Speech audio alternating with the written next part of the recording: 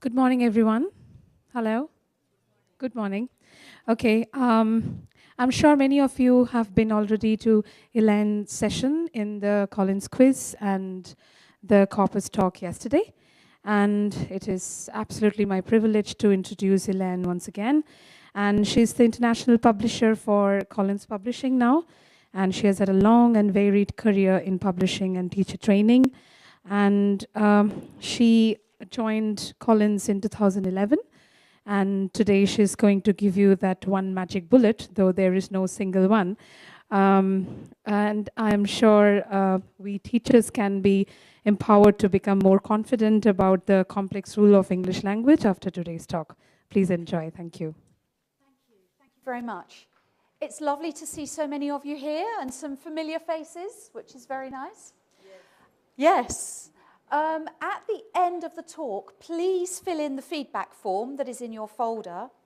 And at the end of the talk, also please come and get a handout from me. I have a one-page handout, which I will give out at the end, which has all of the examples that you're going to see on the screen. Don't worry about writing them down. There's a handout for you to collect at the end. Now, I've been visiting India for 5 or 6 years now, and the last 18 months, my focus has been teacher development workshops, professional development workshops for teachers in schools around the subject of ELT, particularly around pronunciation, phonetics, phonics, using dictionaries in the classroom, corpus, language activities, and reading. And teachers often say to me things like, why are there 3 different ways of spelling the word to? T-O, T-O-O, T-W-O. Why is it 3 spellings but 1 pronunciation?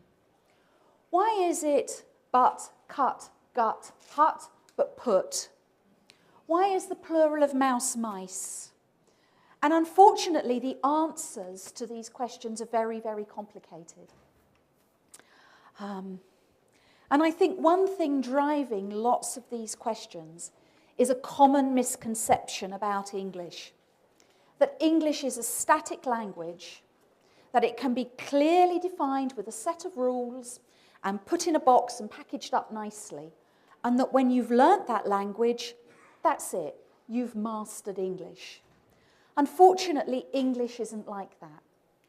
There are 3 things that I think we need to help teachers understand to empower them better in the classroom. 1, that English has a long and complex history of over 1,000 years. Those of you who've been to my workshops have heard the Anglo-Saxon that I've been playing this week, the Old English. That is barely recognisable to us today as the same language, but it is. The second thing that I think we need to help teachers understand is that English is continuing to change.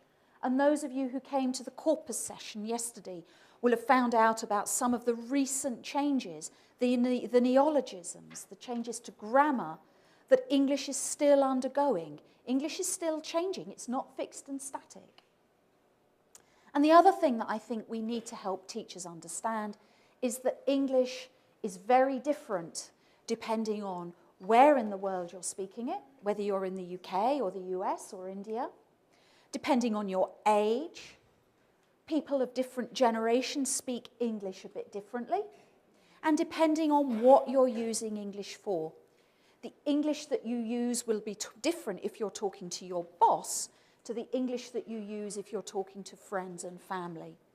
And I think these are 3 things that we need to help teachers understand. There is no one single concept of English. There is no one single definable thing that we can get hold of. So today, I'm going to be starting to tackle some of the very tricky issues around the history of English and how understanding that English has a long and complex history, how it can help you understand some of the oddities and apparent irregularities of English.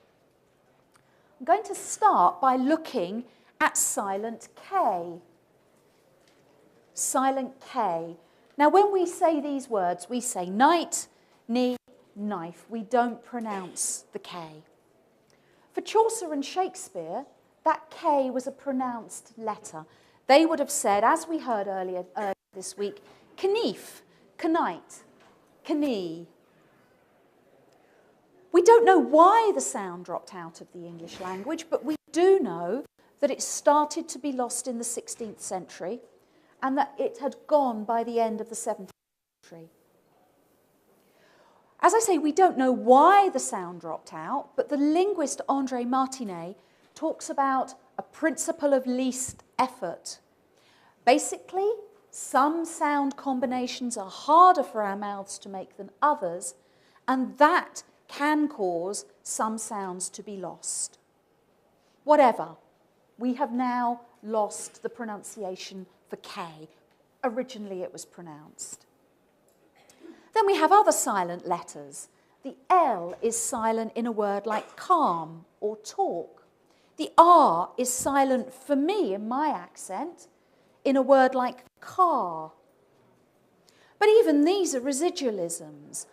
In some parts of the world, the west coast of Scotland, for example, they pronounce the L, which is silent for me. And then there are rhotic accents of English, such as parts of the US, where they will pronounce the R. But for most of us, these letters are silent. They've just fallen out of pronunciation. And then if we think about GH words, there are lots of words with GH in them. Rough, thought, though, ghastly. What's happened to GH words? Originally, the GH represented a sound h at the back of the throat. H. We don't have that sound in present-day English anymore. H. It survives in Scots. If any of you go to Scotland, that very common word loch has a h in the back of at the back of it. But it's gone from present-day contemporary English. What happened to this? Well, two things have happened to it.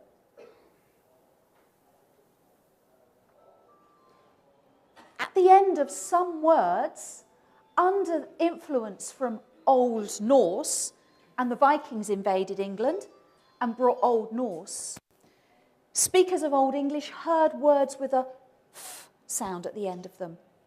And the h changed to f by analogy under the influence of Old Norse. In other cases, though, it dropped out completely, as in though. And this seems to have been a native development. Okay? So we've got local development, a native development, meaning that the h has become silent in some words, but by analogy with Old Norse, in other words, it's become f. But we still keep the spelling, although we have different ways of pronouncing it now. Now let's think about the silent B in doubt. Where does that come from? Any ideas where that comes from? Well, that was actually added to the word by a group of particularly annoying people in the 16th and 17th century called the spelling reformers. Doubt comes from Old French, doute. And Chaucer would have said doute, okay? And he would have spelt it D-O-U-T, doute. But the spelling reformers in the 16th century wanted to make words look more prestigious. They wanted to make them look posher, fancier, smarter. So the spelling reformers spotted this word in Latin, dubitum, meaning bet, and they thought, let's put the B in. Let's put a B in doubt to make it look like it comes from Latin, so that it looks posher. Isn't that an annoying thing to do? But that's what they've done with lots and lots of English words. The pesky spelling reformers in the 16th and 17th century added letters to make them look like they come from French or Latin. French or Latin are languages of prestige in England in the early medieval and the Renaissance periods. And if people wanted to pretend that they were posh that they had a lot of money, that they were wealthy, they were well educated, they would pepper their words with French and Latin words. Anyway, B is because of spelling reformers, very annoyingly. So, some letters have become silent because the pronunciation has changed, perhaps through André Martinet's principle of least effort. In some dialects of English, you might still hear some silent letters, like the L in the west of Scotland or the R in parts of the US. Some silent letters are silent for all of us, and some silent letters are because of human interference, spelling reform interference with the spelling system in the 16th and 17th century. So it's a complicated system, okay? And it's helpful for teachers to understand that it's complicated. We're now going to look at some pronunciation, how spelling and pronunciation have worked together historically in English. So we're going to look at these three words, and this is how I say them. Good, food, flood. Good and food rhyme for me. Flood is a bit different. If you travel to different parts of the UK, you will hear these words said differently. In the north of England, somebody with a northern English accent will rhyme good and flood. They will say good flood, okay? Good flood. Go to Newcastle, good flood. That's what you'll hear. If you come up to Scotland, where I live, people rhyme good and food, okay? Good food. I can't do it very well. Good food. Do we have any Scots in the audience? No? Okay, you'll have to take my approximation. Good food. They say the words differently. So what's going on here? Shakespeare rhymed all of these three words. He said them all with the long vowel that I have in food.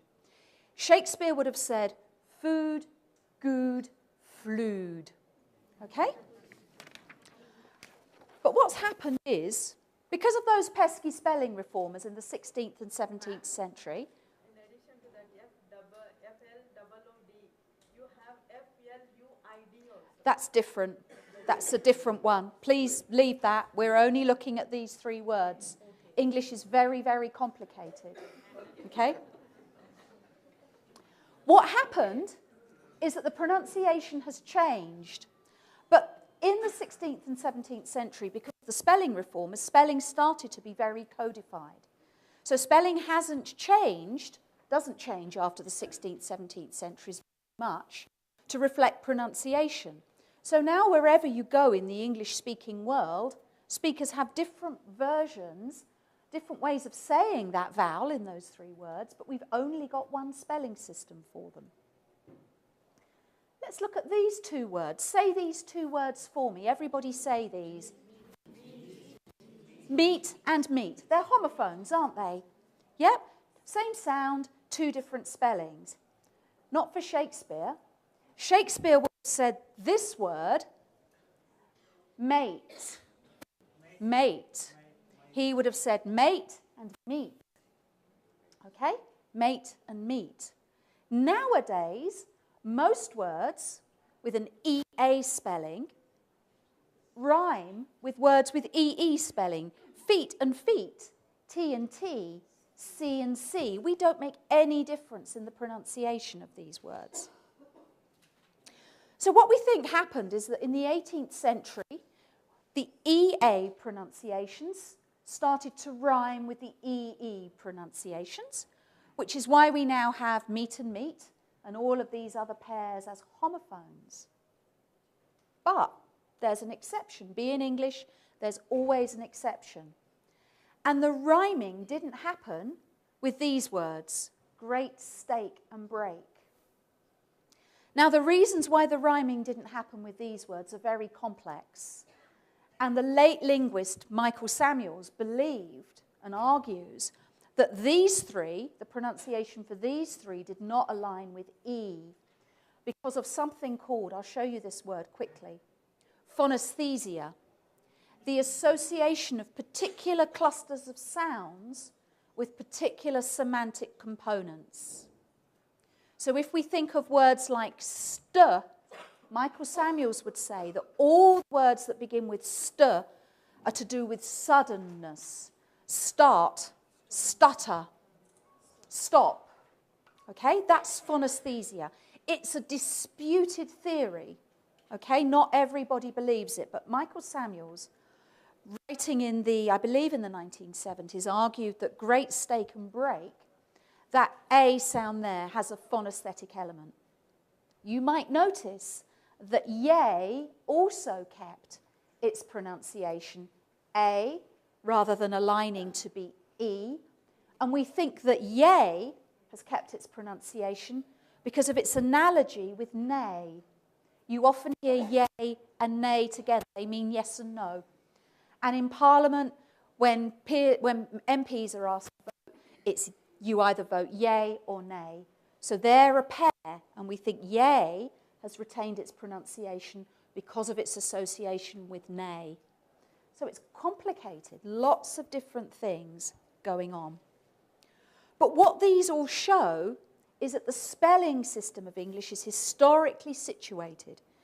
It really dates from the 16th and 17th century, and it hasn't changed to keep up with pronunciation change.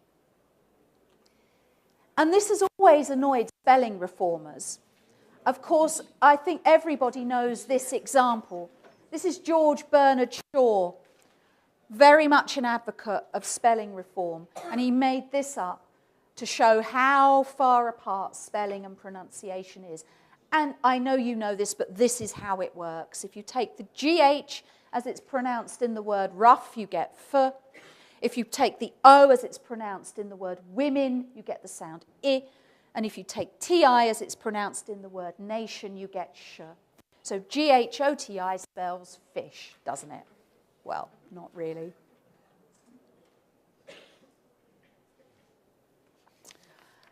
But spelling reform has never taken off because English is a written language as well as a spoken language. And English as a language of record has lasted for 400 or 500 years. And we have needed, and I think continue to need, one agreed spelling system to ensure that people with different accents across place and time can all understand the same written language. And if we were going to reform spelling, if we took the decision today in this room that we're going to reform spelling, whose pronunciation would we take? Mine? Yours? It's very, very difficult. And if we reform spelling today, based on what we say today, what are we going to do in 50 years' time when pronunciation has moved on again? People sometimes say that RP is how the Queen speaks. Even the Queen speaks differently now to how she spoke when she ascended the throne in 1952. Apologies to anybody who really loves the Queen. I'll try and do an impression. In 1952, she spoke with a very high clipped accent, a little bit like this. Well, when I came to the throne in 1952, my husband Philip and I were on holiday in Africa. She doesn't speak like that anymore. That's a bad approximation, but that's approximately how she spoke. Even the Queen's pronunciation has changed. So spelling reform is very, very true. Okay. The next thing that we need to think about is a vowel change called the Great Vowel Shift that happened sometime after 1400.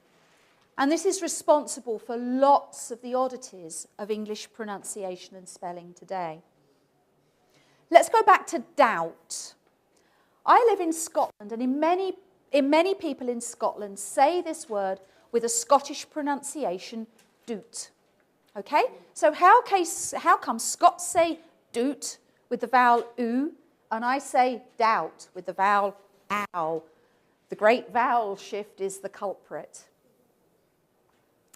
So what happens is this. We know that the word doubt came into English before 1400. Chaucer would have said it doot. Shakespeare would probably have said doubt. And what happened in the intervening time is that all of the long vowels in English underwent a shift.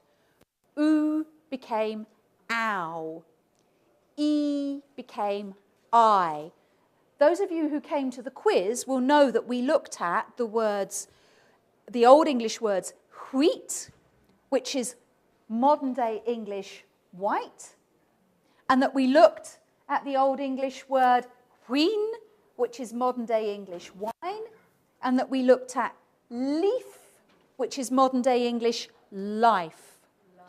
Those vowel changes, the changes in those vowel sounds, are because of the great vowel shift. Now, it only affected words already in the language by 1400. So any words that have come into English from other languages after 1400 have not been affected by the great vowel shift. So if we take a word like soup, soup has got OU spelling, but the sound oo. Soup is a 17th century borrowing from French. Okay?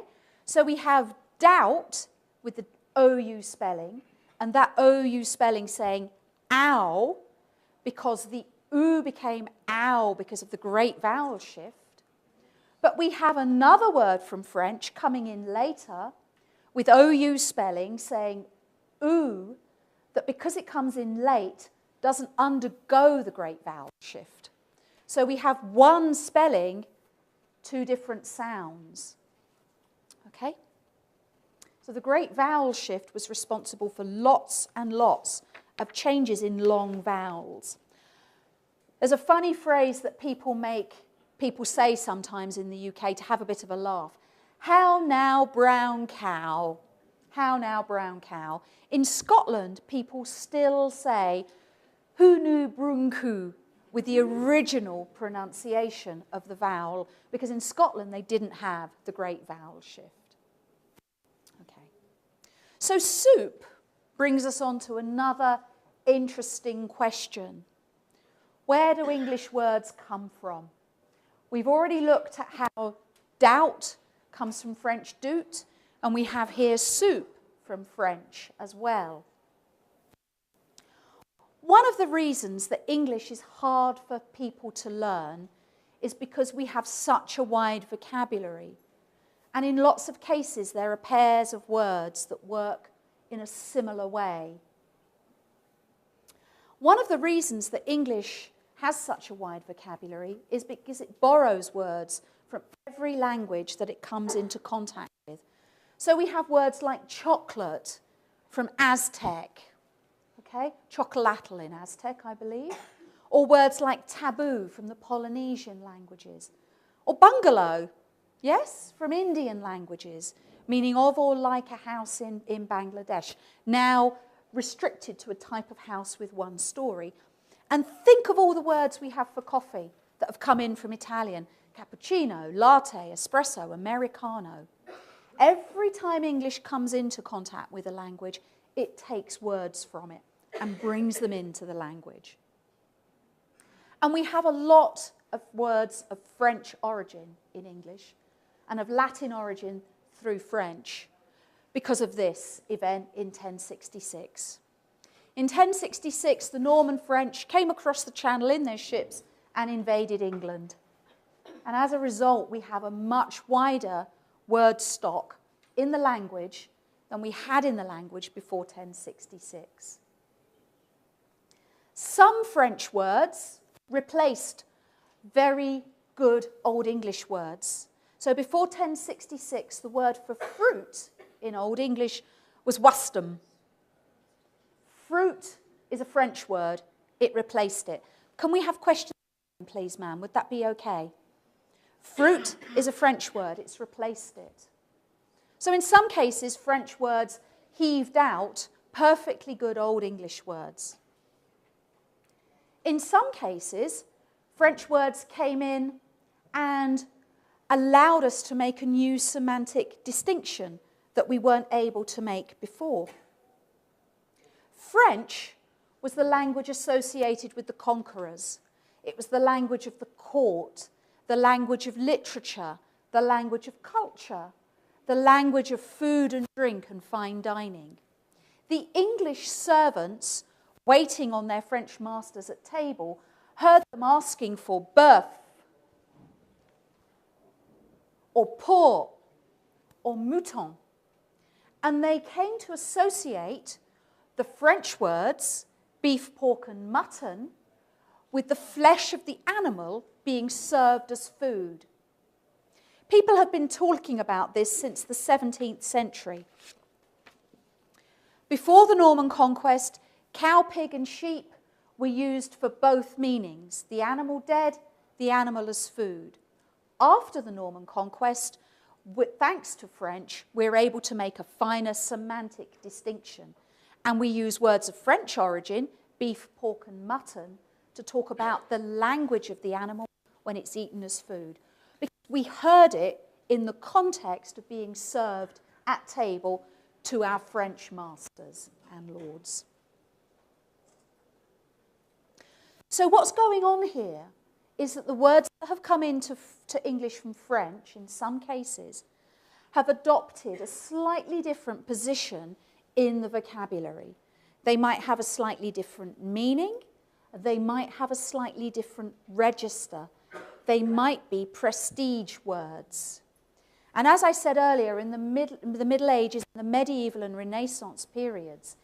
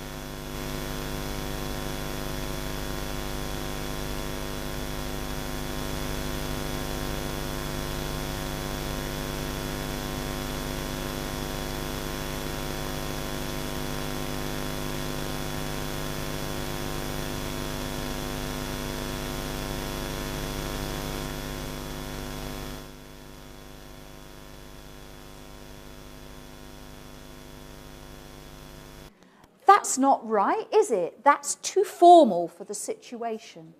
So we have a word of Old English or Middle English origin jockeying for position with a word of French or Latin origin, which has a different usage, a different register, a different style, a different set of connotations. Here's another one. Here's another pair. Stop, rest. Rest is from French. It originally meant stop in English, and that's how it was originally used. It now has a special meaning of its own, but it was one of these pairs jockeying for position with an Old English word. Now, this happens a lot with one of the bugbears for many, many learners. Lots of examiners say, when they read a piece of English written by a learner, that they know it's written by a learner because that learner has been frightened to use phrasal verbs. Yes, phrasal verbs are difficult for learners to use because they have a complex grammar. Now, every phrasal verb in English has a French or Latin-derived single word equivalent. Extinguish, put out, destroy, break up. Okay? Pick up. She's picking up after being ill with flu. Improve. They all have a single word equivalent. And learners tend to use these words because it's one word. They can see easily how the grammar is used. But actually these because they come from French and Latin, have a slightly different connotation. They are more formal. They are slightly higher style, if you like. They are not appropriate for informal or all neutral situations. And this complexity comes because in the medieval period, to sound posh, people started using French words in their vocabulary. I'm going to extinguish the candle now, my lord. You know, wanted to make the king think he was posher than he was by using the word extinguish, rather than the Old English word put out. Phrasal verbs date back to the Old English period. We have so many in English because of the Norse, the Viking invaders. There are lots of phrasal verbs in Old Norse, and English has developed them in the Old English period by analogy. Okay. Right, the next thing we're going to look at is noun plurals. And this is a very tricky area for us now. We've got lots of irregular plural nouns in English. So this is how nouns work today. Book, singular, books with an S on the end for plural, and books apostrophe S to mark the possessive, the book's cover, the book's title. A little word on that apostrophe to start off with. Does anybody know where that comes from? That's those pesky spelling reformers in the 16th and 17th century. They thought originally books with an S like this, with no apostrophe, was the genitive, mark the possessive. The spelling reformers got it wrong. They thought that the last one, that S, was short for his. Okay? So they think the last one should be book his. Okay? The book his cover. The book his title. So because they thought that, they thought some letters were missing, so they said, let's put in an apostrophe. So that apostrophe is the spelling reformers. And in the 16th century, if you wanted to be posh, you would say something like, I went to Elaine, her talk, rather than Elaine's talk, because you thought that was right. Okay, it was a mistake, but that's what you thought. Okay, but this is what we have now. Let's have a look at some Old English words. These are the forms of the word starn, which means stone. And this form is the nominative and accusative, and this is its plural. You can see it's got an S on the end. So this is stone and stones. These versions are genitives. So this means of the stone, and that means of the stones. That's the genitive plural. And these forms are the dative. They come after a verb that takes a direct object. So it means to, from, by, or of the stone. Of the stone, of the stones. So you can see we had 6 forms for that noun. And that's quite a complicated system. Okay? So remember, as we talk about this bit, that Old English has a complicated way of dealing with nouns, and that we have a much simpler way now. This pattern, we'll ignore these, this pattern became the dominant one, forming a noun plural with an S, very quickly became the dominant form. But Old English had different patterns. This is the word for book, boke, boke, and it's plural, bake, boke, bake. Lots of nouns formed the plural by taking a vowel sound like this, which is a back vowel, boke, and turning it into a front vowel, bake. Okay? We don't have a plural of books that goes back to that now. It was lost. And we have this, by analogy, with the forms ending in S. And some words form plurals by adding an N at the end. Nama Namen. This is the Old English for name. That pattern has also more or less died out, but there are one or two residual things happening. You can see that while we don't have boke, bake for book, we do have foot, feet, and tooth, teeth. So there are some residual plurals that go back to Old English.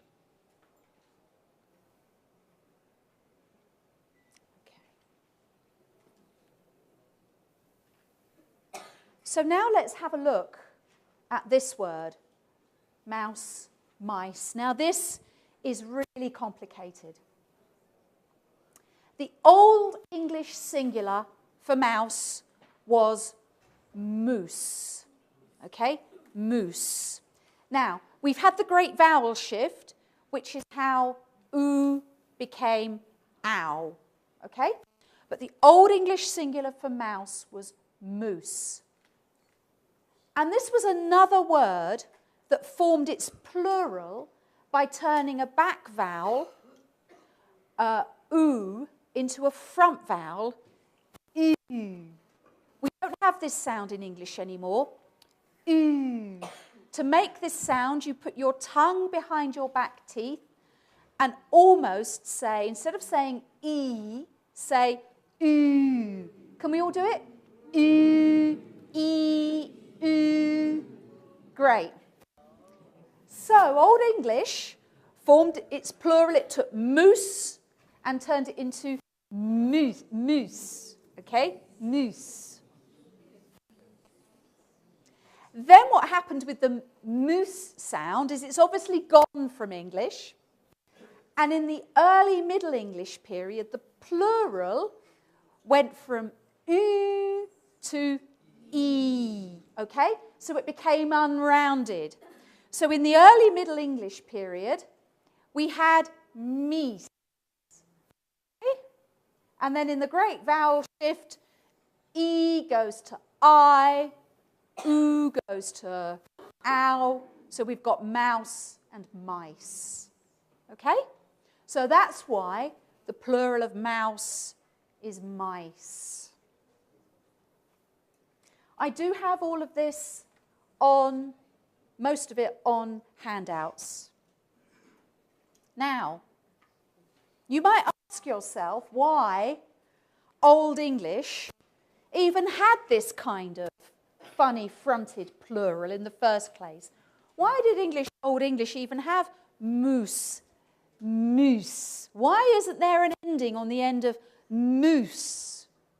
Well, what happened is that we think there was an ending, but we think it dropped off. So 200, 300, 400 years ago, in Proto-Germanic, we think this was the word, mooses. I've got an asterisk before it because it's reconstructed. We don't have any direct proof for it.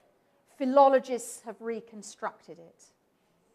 Okay? And this, just to remind you, is what we're going towards in Old English.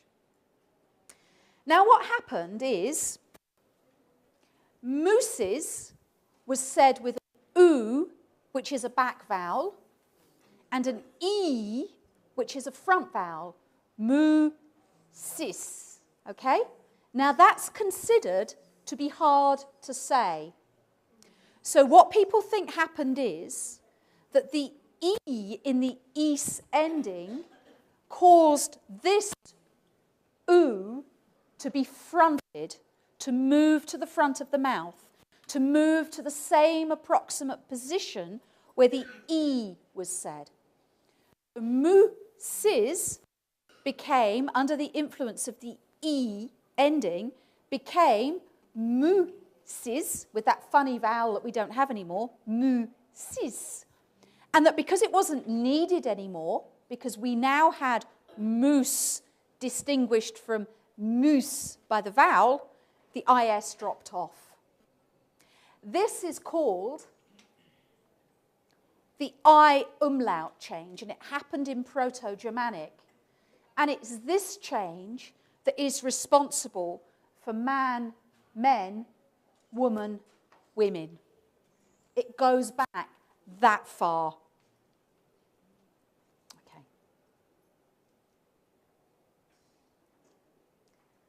And then we have these odd plurals.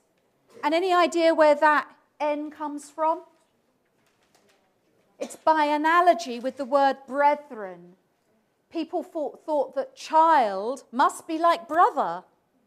So therefore, if the plural of brother in Old English is brethren, then the plural of child must be children. By analogy, it followed the same model. The Old English plural was brather.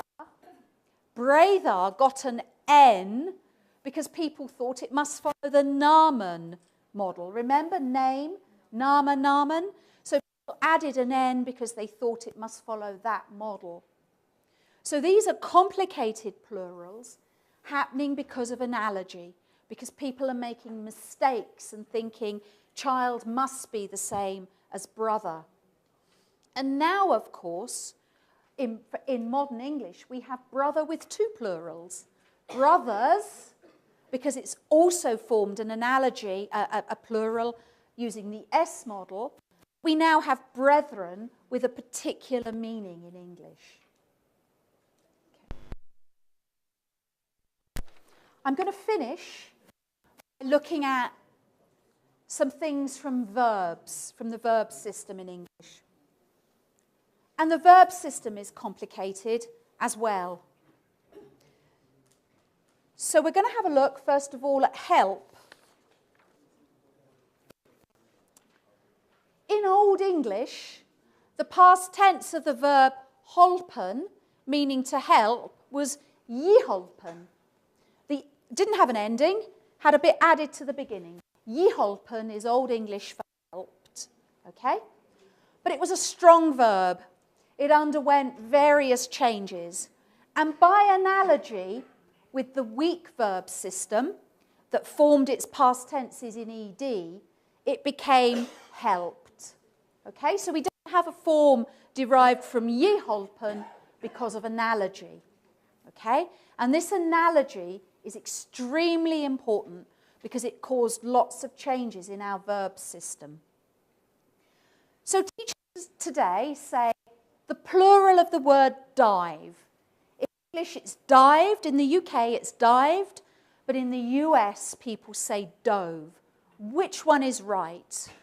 How is that? Why do we have two different ways of saying the past tense of dive? It's for this reason. Old English had two verbs. Doufan, which was a strong verb, meaning to dive. And I'll try and say it. It's got that vowel in again. Doufan. Doufan with the other oo sound, which is a weak verb meaning to dip. Now you can see that they're very close semantically. Dive in water, dip in water. Very, very close. And what's happened is that the two verbs have merged. Okay? That doufan, this form, has taken over and become the dominant form for all senses. And it's from this, doufan, that we get dived. Remember in moose, it becomes mis and then mice. So we've got the same vowel here, doufan, difan, and then the great vowel shift, divan, dive.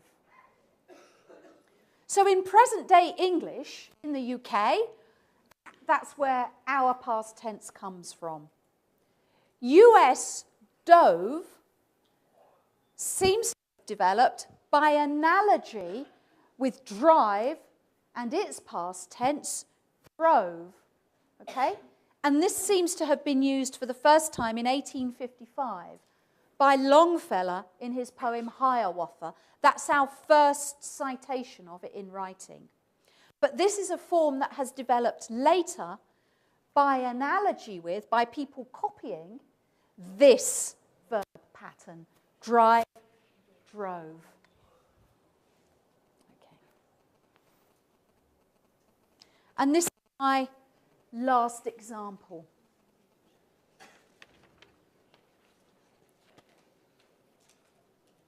How many of you were taught this rule or this paradigm? I shall, you will, he will, she will, we shall, you will, they will. How many of you were taught that? Yeah? All of you. How many of you still teach it? Yeah. It's still in that grammar book you all rely on, Wren and Martin. Yeah, burn it, please, burn it. Okay. There's a lot of confusion in the UK now about how these words are used. This rule goes back to the 18th century. In the 18th century, the word shall still had its primary meaning of obligation. As in the Bible, thou shalt not kill. Shall indicated an obligation, something you were obliged or we were obliged to do. Whereas will still had its primary meaning, a sense of volition, of wanting to do something. So shall meaning obligation and will meaning volition, a wish, a desire.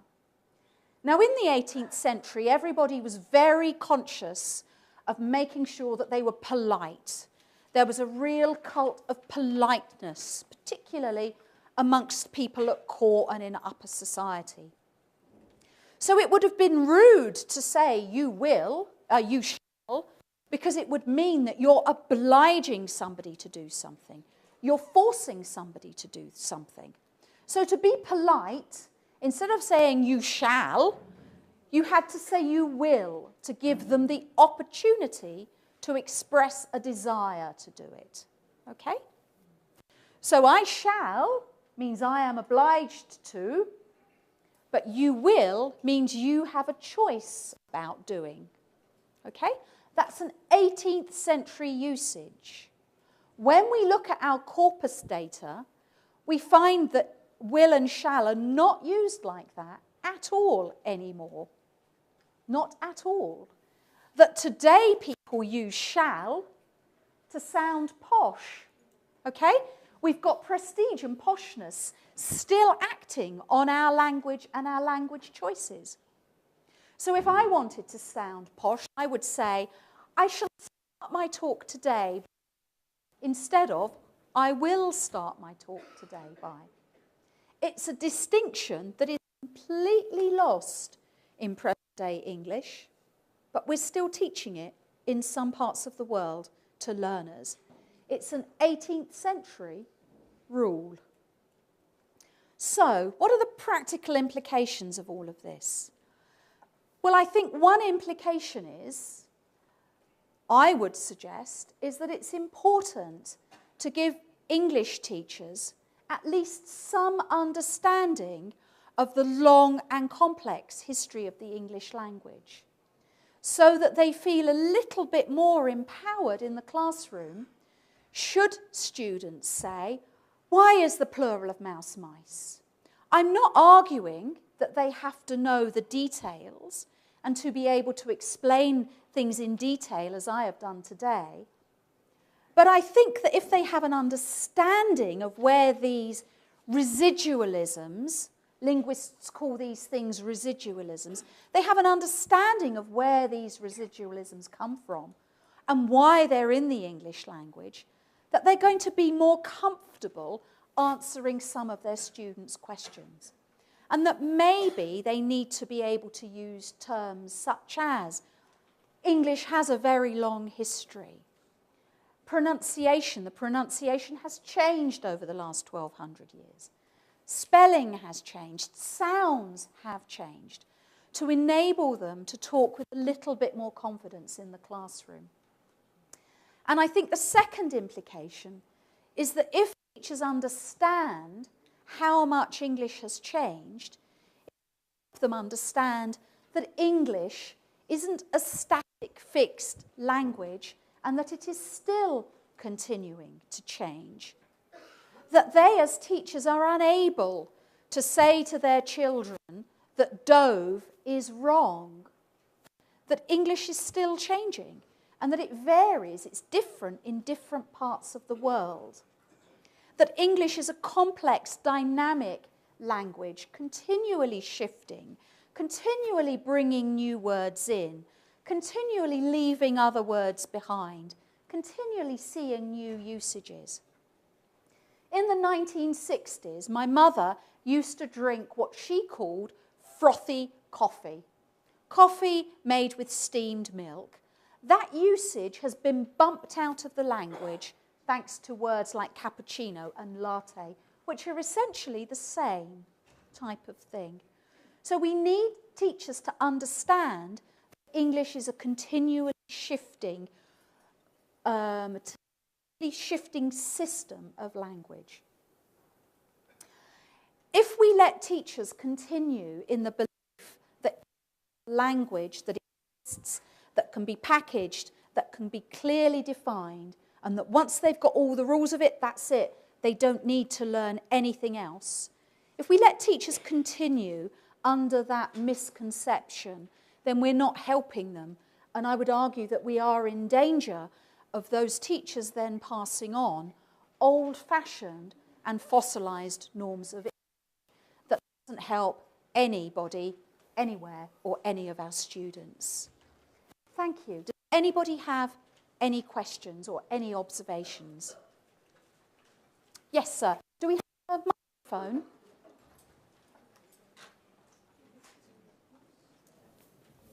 I'll do my best to answer them. I have to admit I've had a lot of help in this talk. These are some ideas for further reading which are on the handout.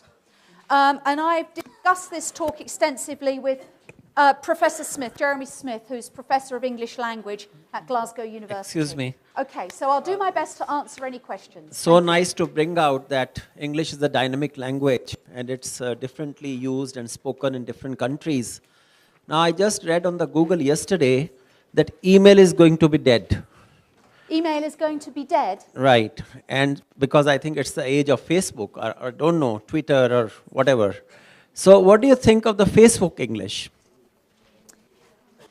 As I said at the beginning, we all use English. Every speaker of English uses English in a bit of a slightly different way depending on what we're doing. Okay, so I've given a talk today, so I've been very careful with my pronunciation. I've not used my West London pronunciation. I've spoken really clearly for you. When I write a text to my husband, Professor Jeremy Smith at Glasgow University, I use texting abbreviations. Okay? That's suitable for what we're doing on a mobile phone. When I'm writing something formally, I wouldn't dream of using texting abbreviations. So it's all about what language is suitable for what medium. So email English is a little bit different. Facebook English is a bit different because of the medium. But English has always been able to adapt itself to different media, to being presented in different ways. When we went from manuscript to printing, do you know one of the big changes that caused in English? When we went from writing everything out, scribes in manuscript, to printing, anybody know one big change that brought? Silent E. Silent E, okay? All of these silent E's.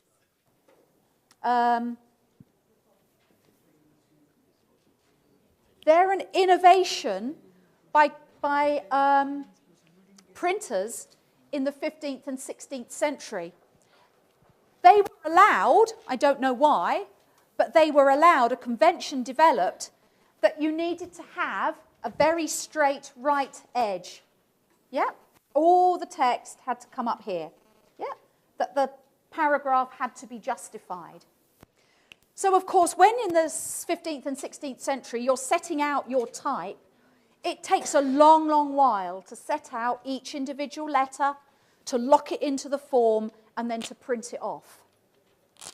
So if you had a gap here at the end of the line, you were allowed to fill it with an E. And that's where silent E comes from. Spelling reformers saw these E's in printed books and thought, oh, I wonder if we can apply a rule to that. And they applied a rule to it retrospectively. So no matter how we use English, no matter what the medium is, English can adapt itself to the different medium. Thank you. Good afternoon, everybody. Ma'am, your lecture, it is very fantastic, and you have completed in a nutshell, you know. I have a question. What, like Norman conquest is there? So before Norman conquest, what is the nature of native English? Difference between native English and Norman conquest? Well, in the Norman conquest, Thank you. The Norman conquest brought the French language. Before the Norman conquest, everybody was speaking Old English. Okay, I can play you some later. Words like stan, nam, nama, chiozan, leozan, ritan. That's Old English. That's what people were speaking before the Norman conquest. And the Norman conquest brought the French language, a very different language, une langue totalement différente. So we got two different languages coming into contact. Yeah, where's the... So we'll pass the mic round. Yes, ma'am? Thank you. That was a very interesting talk. Thank you. You focused mainly on spelling and pronunciation changes. Yes. And why English is so difficult Yes. because of pronunciation and spelling changes. I would have liked more information on what Professor Jeremy Smith said there. Okay. Function and form changes. Yes.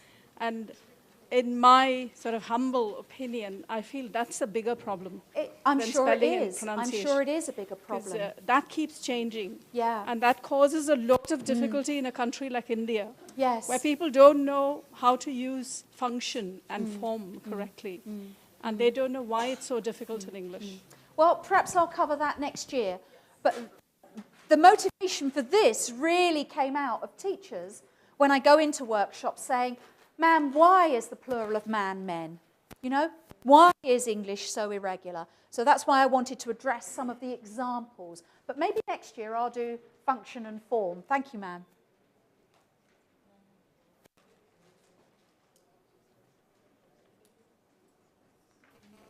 Good morning, everyone. Good morning. Ma'am, my question is related to the very first question asked by this gentleman. He has talked about the FB language. So as we are living in an era of technology, the chatting, WhatsApp, Instagram, these are quite common things. So when we write something, like we write not exactly the abbreviations, we write as the words are pronounced, as the good is more likely written as G-U-D, look as L-U-K. I just want to ask that, is it likely that in future these spellings will be acceptable for these words? It's very, very hard to predict what's going to happen. I would think it's unlikely because I would think that newspapers, which are a major deliverer of communication, are likely to continue to use a more standardized spelling.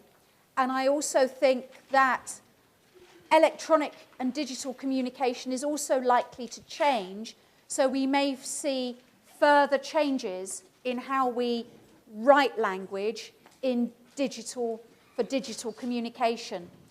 When people first started texting many, many years ago, there was a great outcry because everybody thought that this symbol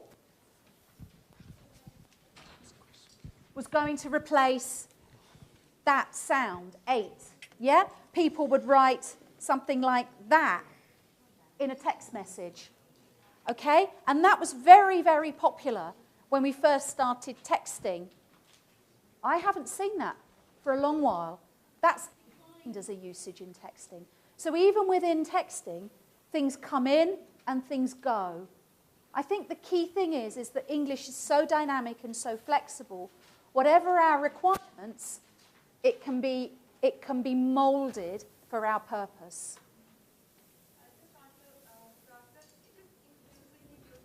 I'm sorry, I can't hear. Can I have the... Sorry. Sorry, no, it's in, you said it's intrinsically used. Yeah? Do you know the book by Joanna Sterling on spelling? Yes. And she says that spelling is how we spell it today is the result of 5 different systems, one of which is the history of the language. And therefore, that I think that teachers to know how to explain to their students spelling, this is a useful way to do it. Thank you. That's really helpful. Thank you.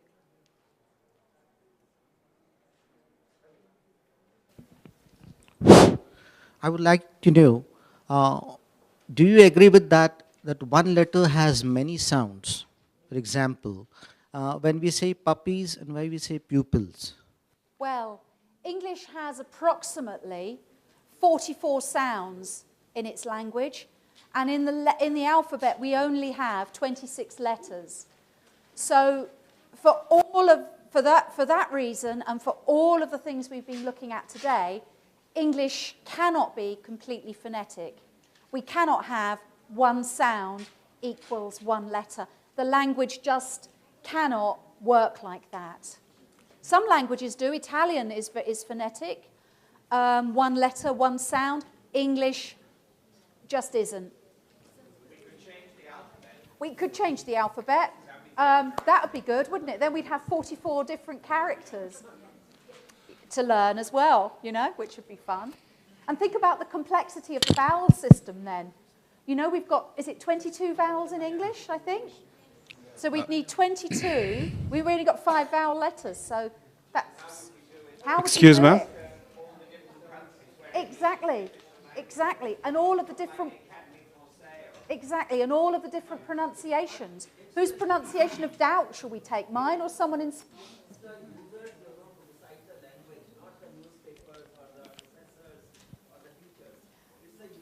Yeah, but the newspapers are users of the language as well. They're not in any way prescriptive. They're using the language naturally as is needed for that medium. Do you have the microphone? Yeah, ma'am. Okay, and also we need to stop. So I'll take one more question. Ma'am, when you're saying about noun plurals, Yes. and you said about book S, and Yes. you said that sir, it ends with sir sound. Yeah. Is that right? And is it with all the nouns the same rule? Well, it's spelled with the letter S, but it's often pronounced voiced. Books. It's a z, voiced version sound. But that's a doubt that I had when you said about that. Yeah, it tends to be voiced. The S plural tends to be a voiced sound. Can I have one more question Thank with you. organizers? No, I think we're really out of time, but please come and talk to me afterwards if you'd like to. Thank you. Thank you very much.